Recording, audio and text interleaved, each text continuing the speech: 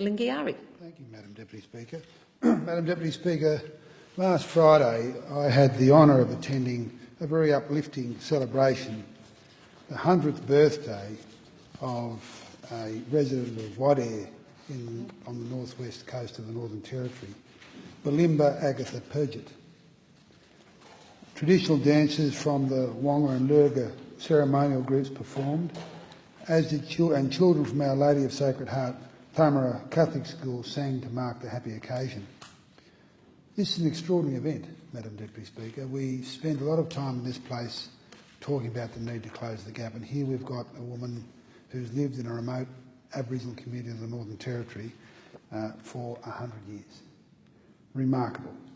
She's the oldest living resident in Wadeye, and I suspect the oldest living resident of any Aboriginal community in the top end. She moved from living a traditional bush life to the mission and now the modern era. She's seen a great deal over that 100 years. Bilimbi and her family, she was a member of the Māori Key language group whose country includes the outstation of Koi, a small distance from Wadeye. She saw many changes during her life, but was heavily involved in the history of the Catholic Church in Wadeye and the district. Bilimbi's husband, Perdjert, was one of Father Doherty, who was set up when the Catholic missionaries arrived in 1935, was very involved with them.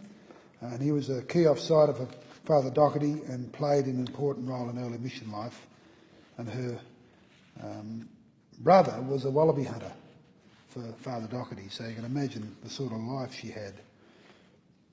Bilimbi's son, Agatha's son, Boniface Perdjert, was the first child to be born in the newly found mission. Boniface himself is now a senior traditional owner in the community and significant community leader. Boniface was the first Aboriginal person to be ordained as a deacon in the Catholic Church in 1974.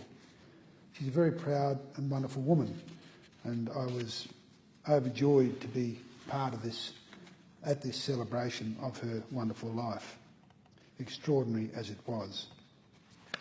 It's no coincidence, while at Wadeye I was able to witness the many great things that happen in this community, which rarely attract proper attention, certainly from the media. The work of the Palgun Wungat Women's Committee, for example, who are developing a major commercial project in conjunction with a pharmaceutical company based on the Kakadu plum. Really impressive stuff. And the Ngipan Patha Tea House Hub and Neighbourhood Centre, built largely by local labour using building materials fabricated by the local Tharma Development Corporation. I also witnessed the work of two dedicated professional teachers at Our Lady of Sacred Heart School, Dominic and Siobhan, and the lively interest of the grade 5-6 students, who was another uplifting experience. They'd previously come to visit me here in this place. So I'm really fitting that today we honour the people of Wadeye, and most particularly the 100th birthday of Agatha Bilimbi Perdjert.